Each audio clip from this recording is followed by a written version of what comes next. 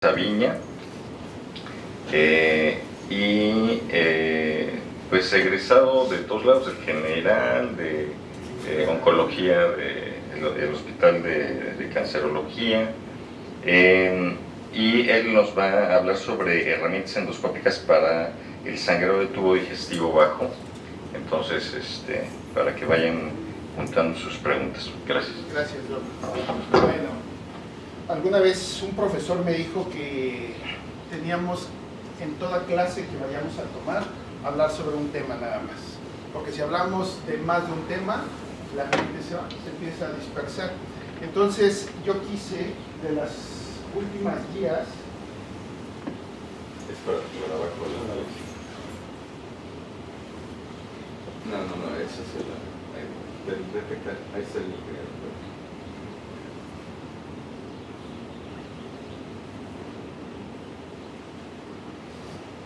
Ahorita te resetea.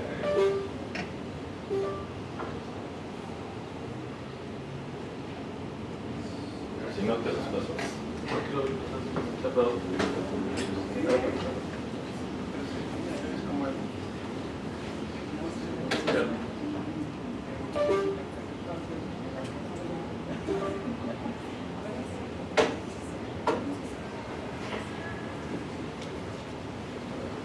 Bueno, Nos puse a buscar cuáles eran los artículos más actuales sobre el problema, y porque pues siempre es como la condensación después de que se encuentran los más actuales. Los más actuales que encontré que hablaban sobre el sangrado de tubo digestivo bajo son estos dos, del Colegio de Gastro, y este que es un artículo de revisión, donde pues ya toma, este es 2024, este es 2023, pero las guías, este es una belleza, se lo recomiendo mucho este artículo porque viene todo, no sé cuántas obras, son muchísimas, pero como les decía, el tema que es herramientas endoscópicas para tratar la hemorragia del tubo digestivo bajo. Entonces, curiosamente, creo que es de lo que menos vienen, han de ser como unas 3, 4 hojitas, nada más. La otra. Y para poder entrar al tema, se habla mucho de este concepto, estigmas de hemorragia reciente. ¿Okay?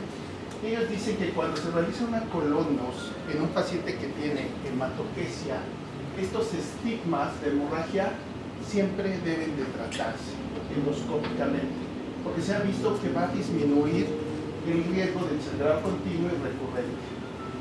Dice, este riesgo es significativamente menor de resangrado siempre que se va a abordar mediante endoscopía. Y fíjense qué interesante estas cifras. A pesar del tratamiento endoscópico, las tasas de resangrado temprano y tardío siempre son altas. ¿Okay? 17 y hasta 32%.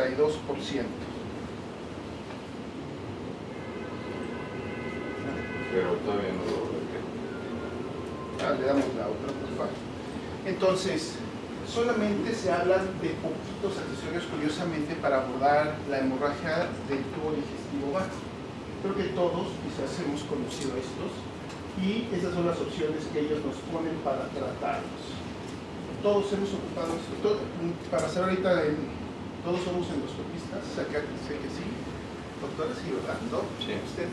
Técnicos. Técnicos, perfecto. ¿Han ocupado estos ustedes? No. No, ok. Yo creo que todos los endoscopos alguna vez nos ha tocado. Tenemos experiencias buenas y malas con todos estos accesorios. El único tipo de sangrado que no abordan estas guías, pues son de hemorroides. Fuera de eso, todos los demás sangrados se van a tratar. La siguiente, por favor. Y el primer punto, porque cuando hablamos de hemorragia del tubo digestivo bajo, a diferencia del sangrado del tubo digestivo alto, siempre nos vamos a enfrentar a este punto. ¿Preparamos o no preparamos a nuestro paciente que está sangrando el tubo digestivo bajo? ¿Qué opinan ustedes, Paco? ¿Tú qué opinas? Sí. Siempre. El siempre me dice cosillas, ¿verdad? Pues es que hasta no estaba dentro haciendo la colonoscopia, no puedes saber, pero pues te puede guiar uno por la clínica. Pero si nos hablan, por ejemplo, de guardia y nos dicen, no, tengo un sangrado de tubo digestivo bajo. No, todavía no. No, pero es algo, no, gracias. Gracias. No. Yo creo que siempre que se pueda y que permita el estado del paciente debe prepararse. Pero muchas veces, y les digo muchas veces en el hospital, en terapia intensiva, la preparación es pésima. Y aunque esté preparado dentro, sí está lleno de líquido y de sangre. Y de todas maneras lo tienes que hacer. Entonces, depende de si hay oportunidad que el paciente aguante algo de preparación, debe prepararse. Pero sí, efectivamente muchas veces tienes que entrar así como tal. De hecho, el último caso que hice de los videos, nunca se me va a olvidar, ¿no? Ese fue un caso que de hecho yo estaba de guardia, pues no estaba de guardia aquí en el Ángeles, y me hablaron, pero el que estaba de guardia, pues yo creo que no pudo. Al segundo la hablaron, tampoco pudo, y pues bueno, ahí estaba yo pasando y me tocó, pero ahorita vamos a platicar. Ahora, como dice el doctor García, sí es cierto, siempre que se pueda, pues hay que hacerlo. Lamentablemente entramos y sigue viéndose generalmente sucio, siempre vamos a encontrar sangre. Las guías te dicen, sí, hay que prepararlo, ¿vale? Siempre hay que prepararlo. Pero la otra pregunta es, ¿cómo lo prepararíamos? Doc, ¿cómo prepararía usted un paciente con sangrado de tubo digestivo bajo? Aquí tenemos algunas opciones que nos dan. Dosis dividida, si es posible. 2 litros antes y 2 litros el día del estudio, de 4 horas antes de empezando al procedimiento. Correcto. Esa es la recomendación de las guías. Nos dicen, ante un sangrado de tubo digestivo bajo, lo que mejor va a tolerar el paciente es la dosis dividida. Y ahorita están empezando a compararlos, aunque no hay suficiente evidencia, con lo que le llaman el volumen reducido. ¿Qué significa eso? Que el día del estudio, 4 horas antes de que se haga el procedimiento, le dan un solo litro de Nolitelli. Entonces están comparando y aparentemente es igual de efectivo dar 1 litro de Nolitelli a la dosis dividido. Pero mientras no haya estudios, dice la guía, contundente, donde sea mejor un solo litro, va a ser el tratamiento, la dosis dividida. Ahora, si es una emergencia, sangrado activo, ahí sí cambia. La guía y nos dice, si está sangrando en ese momento el paciente y tienes que entrar, hay que darle de 4 a 6 litros de Nolitelli y pues lo que tolere y entrar. Se me hace increíblemente agresivo, pero pues es lo que recomiendan las guías. Si es un sangrado activo, de 4 a 6 litros, pero si es programado el paciente, dosis dividida o la dosis de volumen reducido. Doctor, Por ejemplo, lo que yo hago es ¿cuál es su nombre, perdón? Carlos. Carlos. Sí. Lo que hago es darles Contumax, ¿sí? Desde, si es programado, es una bebé, darles Contumax desde un día previo, por 2 días previos, cada 12 horas, para poder reblandecer y que verdaderamente pueda ser efectivo, más efectivo el Nolitelli así dividido, la noche y luego entonces, no sé. Sí, muchas gracias. De hecho, ahorita no sé si les han llegado a la industria farmacéutica, los de Lactulans, que están presentando unos artículos donde dicen que tienes que darle, creo que como 3 frasquitos y que mejora. Yo no lo he hecho, yo les dije, no, hasta. Creo que uno de los temores que más nos dan los endoscopistas cuando hacemos la colon, que después diga el paciente, tengo cólicos o me duele. Entonces no sé, hasta que no salgan más artículos, poder opinar. Ahorita lo que dicen las guías americanas es esto, ¿sale? Si es programado, dosis dividida, es lo mejor tolerado. 91% de pacientes dicen, yo prefiero la dosis dividida versus los 4 litros del día previo, pero como les digo, está ahorita interesante, ¿no? De 1 litro dentro de las 4 horas antes del estudio. Ahora, ¿qué opinan de esto, doctor? Imagínate, por favor. Dice, ¿cuál es el principal factor de riesgo farmacológico asociado a hemorragia digestiva baja y su riesgo relativo? Nada más aquí, antes de que la responda, para recordar el concepto de riesgo relativo. ¿Okay? El concepto de riesgo relativo es la probabilidad de que ocurra un evento en dos grupos, uno que va a estar expuesto al factor de riesgo y otro que no va a estar expuesto, ¿vale? Entonces, ¿esto por qué lo pongo? Porque es de lo que más vemos. ¿Cuál es la característica de nuestros pacientes que llegan con sangrado de tubo digestivo? ¿Jóvenes o de edad avanzada? Edad avanzada.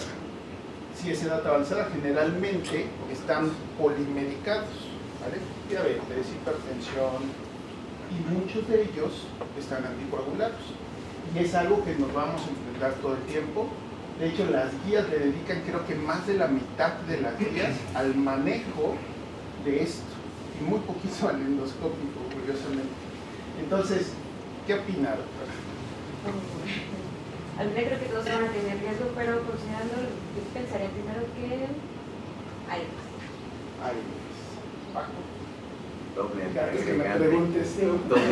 Doble antiagregante porque o sea, hay Digo, hay también combinación, es cierto, de hecho en las guías lo mencionan, empiezan a jugar, y si tiene aspirina más este, si tiene este más este, pero así en conciso, el principal factor de riesgo que va a tener nuestro paciente para el sangrado va a ser los AINES. Fíjense, el riesgo relativo, es decir, un paciente que está consumiendo AINES tiene 8.6 veces más riesgo, que es como se leería el riesgo relativo, tiene 8.6 veces más riesgo de que sangre. Y aquí les dice, ¿no? Generalmente van a presentar una ulceración en la mucosa de los divertículos y aumentando el sangrado por lesiones. El riesgo relativo de la aspirina, pues es casi 2 veces el riesgo de que sangre. El clopidogrel, 1.5, y con riesgo, en este caso, que son los famosos anticoagulantes, y creo que una gran ventaja de muchos de estos es de que si esta tenemos que suspenderla 10 días, estos con 24 horas se pierde el efecto, ¿vale? Pero sí saber siempre, pacientito que llega a preguntar, toma AINES, qué tipo, y decimos hasta los nombres, ¿no? Porque pues, muchas veces ellos no van a saber el concepto de AINES. Esta otra pregunta, Doc, ¿qué opina? ¿En cuál de los siguientes escenarios estaría justificado un umbral de transfusión? Esta es como la que les hago ahí en la facultad a los alumnos, ¿no? Que dice, debo de saberme otra para poder contestar esta, ¿no? Aquí la pregunta que tendríamos que saber antes es ¿con cuánto o cuál es el umbral necesario para poder transfundir en una hemorragia de tubo digestivo bajo? Porque ayer vimos lo de hemorragia de tubo digestivo alto. ¿Con cuánto de hemoglobina vamos a decidir transfundir a nuestro paciente? Pero en un bajo, ¿cuánto es lo que estaría indicado? ¿Cuándo decidimos nosotros transfundir o no transfundir a nuestro paciente? Yo creo que si está con inestabilidad hemodinámica y pues, bueno, el valor que uno ve en la biometría pues no es real, pero digamos 8 gramos o menos de 8 gramos sería una buena idea.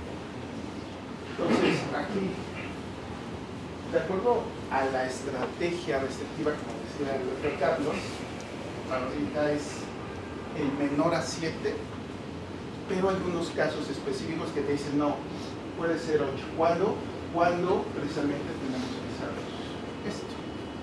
Un ejemplo típico del paciente que no tenemos que esperarnos a que baje de 7 para transfundir, el paciente con antecedentes de isquemia cardíaca, ¿vale? Sin embargo, también marca las guías, no hay suficiente evidencia para decir si ese paciente que tiene antecedentes de infarto, no hay que esperar a 7, hay que esperar antes. Entonces, de estas, Doc, sabiendo que es 7, ¿en qué escenario podríamos darle? ¿Usted qué opina? ¿Cuál me decía? ¿Cuál de los siguientes escenarios está justificado un umbral de transfusión más alto de estos? O sea, cuando transfundirlo, antes de yo creo que digo, cuando hay sangrado persistente y inestabilidad hemodinámica. Correcto, tal cual. Entonces, esta es tal cual como la explica.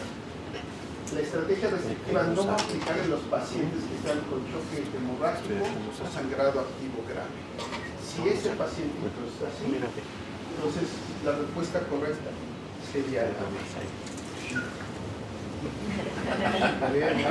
Anótamele, Clau. Sí, a veces 8 y 7 puede caer, doctor. Doctor Carlos, dice, ¿qué método endoscópico se asocia con mayor riesgo de resangrado temprano en el tratamiento del sangrado diverticular? Sabemos que la principal causa de sangrado del tubo digestivo bajo es la enfermedad diverticular. No hay duda de eso. Pero ¿cuál de estos métodos se asocia con mayor riesgo de que nos vaya a resangrar? La coagulación con la contraria. ¿Ok? Antes quizás de contestar esta pregunta, sería ¿cuál sería el método de elección o qué métodos podríamos ocupar para tratar? Todos hemos tenido hemorragias. ¿Cómo las tratamos? Doc. Yo uso cuando menos dos sistemas. Aplico ¿cómo se llama? Inyectado, y aparte ¿cómo se llama? Uso el Golden Pro, el bipolar. Ok, perfecto. En el borde del divertículo. ¿Alguien algo diferente? Y por ejemplo, se me fue el doctor Zárate, de que él le encanta, siempre lo he visto con uno de estos métodos muy bueno. Y curiosamente el que nos dicen las guías como recomendación para ocupar, yo nunca lo he hecho, no sé si a ustedes les ha tocado, pero la ligadura se supone que es el tratamiento de elección. No, yo básicamente inyecto. Durante muchos años, ¿verdad? Solo inyectábamos realmente adrenalina. El problema de la recurrencia y que no se estudia en la población, pero probablemente un clip dirigido pudiera ser parte de un clip. Aquí dice clips colocados en forma indirecta, es decir, cuando se refiere, porque las guías hacen mucho hincapié en diferentes tipos de clips, pero básicamente es el que colocamos dentro del canal o el overscope, ¿no? La garra de oso o el nuevo de Steris que tenemos también aquí, ¿no? En el servicio. Entonces, lo que ellos comentan es que, ¿por qué es mejor? Cheque de ahí, te dicen, la ligadura tiene la menor tasa de resangrado. Toma todo el divertículo, o sea, chupa toda la base del divertículo. Sí, Y cuando pero son más yo grandes, nunca he visto en videos, ¿no?, que lo logre jalar, así como estamos acostumbrados con las varices, de que que las la metemos chupa. hasta el botón de acá. Aquí nunca lo he visto, ¿eh? Aquí es difícil. De hecho, ahorita vamos a ver este video en donde se observa y uno dice, híjoles, yo no sé si mejor pido mi inyector, ¿no? O mejor pido un... Y luego los de boca. Los de boca ancha, ¿cómo lo abarca uno? Sí, no, y cómo entra, ¿no? Entonces, ¿qué es lo que dice? ¿Cuál es el que tiene mayor riesgo de resangrado? El uso de los clips. Este es el que más nos puede resangrar. La colocación de un... Ahora dice, el argón es efectivo, pero para otras cosas, ¿no? Igual aquí, el polvo hemostático, sí lo llegamos a ocupar. De hecho, ahora cada vez se ocupa más por el sangrado diverticular, pero cuando no han funcionado otras herramientas. Nunca, las guías no lo recomiendan como única terapia o como primera terapia. ¿Vale? Veamos este video. Se había puesto musiquita, pero en este, específicamente cuando lo revisé, no entró. Entonces, vea, aquí está el divertículo y hay... Para encontrar esto también es... Entonces, vean cómo disminuye el calibre con el ligador. Ahorita que mencionaba, que estaban platicando antes de la plática de los ligadores, vean cuánto disminuye el diámetro para poder entrar. Quizás esto puede ser una ventaja para jalarlo, pero pues esto está pelado. Uno, la preparación, ¿no? También está muy limpiecito. Pero chequen lo que precisamente el doc me decía. ¿Hasta dónde? Ahí está succionando, no entra. De hecho, hasta se desvía. Acá está.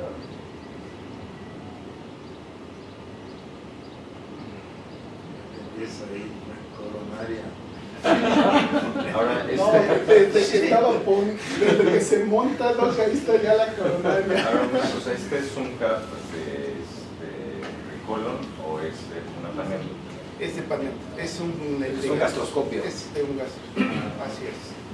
Y curiosamente, pues sí es de esas cosas que uno dice, híjoles, el inyector como que estamos más familiarizados, ¿no? Pero pasa mucho como pues, con todas las guías americanas, por ejemplo en CEPRE, yo me acuerdo cuando dijeron, ya olvídate de la doble canal, vamos a canular con doble guía, no, ya olvídate de eso, no puedes a la segunda de una vez el precorte, córtale, ¿no? Y uno dice, ay, o sea, ¿por qué hacen eso, no?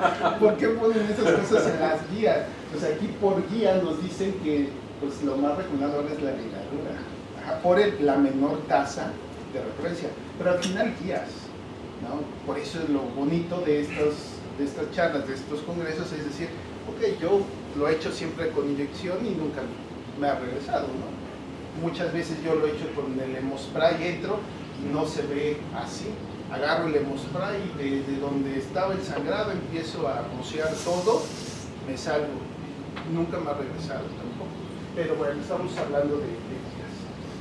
Esta otra, Paco, ¿qué técnica se recomienda para reducir el riesgo de perforación durante el argón plasma en las angiodisplasias grandes de colon derecho?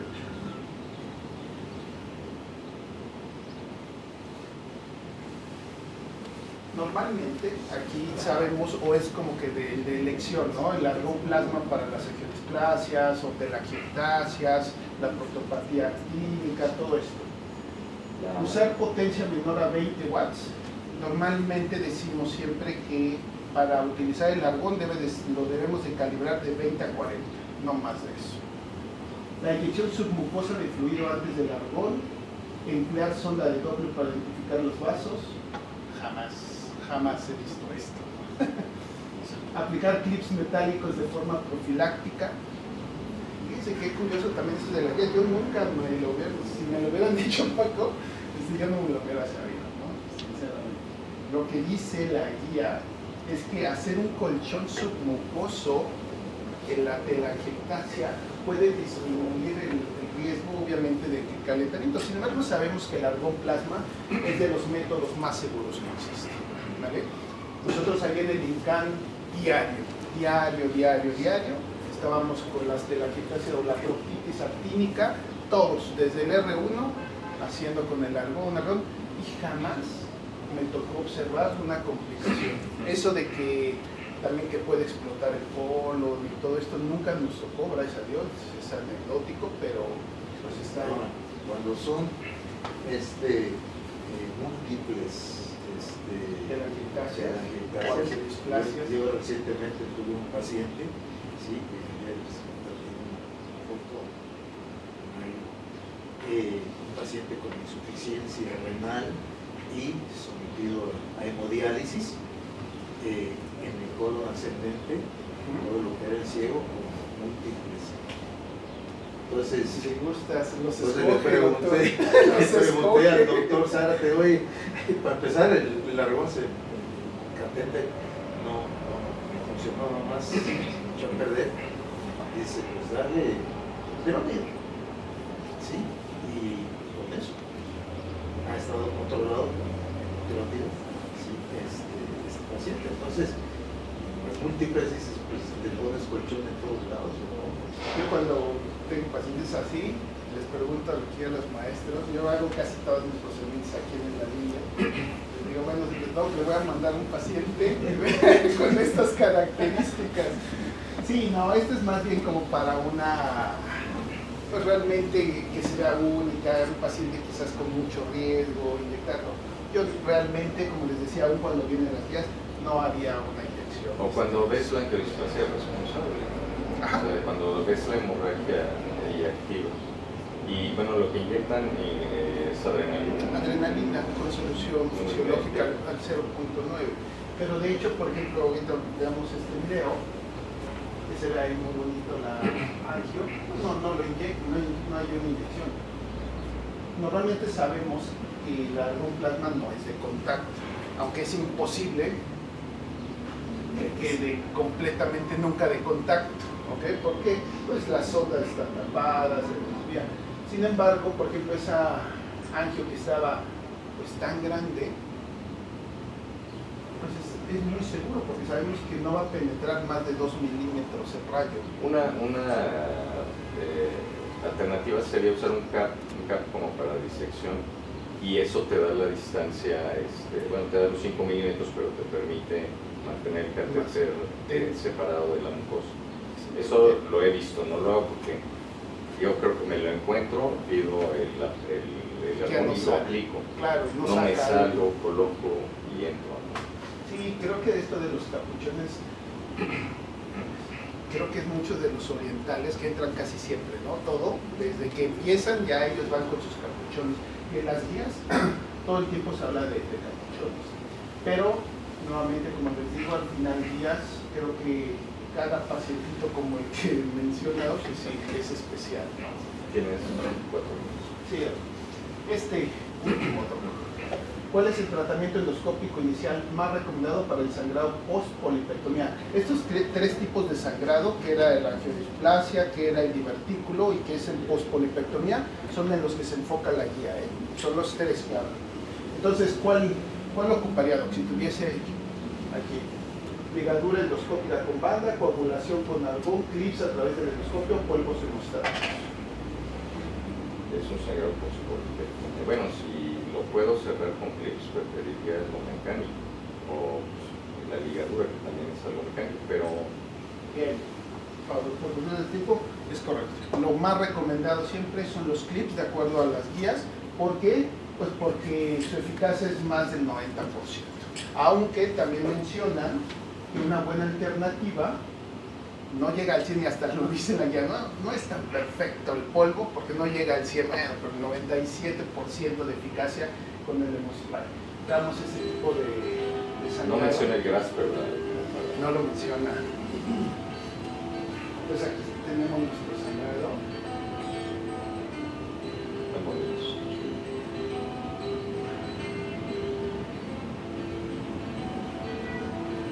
En este caso, bueno, es un sangrado inmediato, ¿no? O sea, ahí lo estamos viendo. Malo que se nos vaya el paciente, que lo vemos antes y ya en la noche regrese. Pero la importancia que yo destaco de la tranquilidad, ¿no? Lavar y trabajar siempre muy cerquita del objetivo.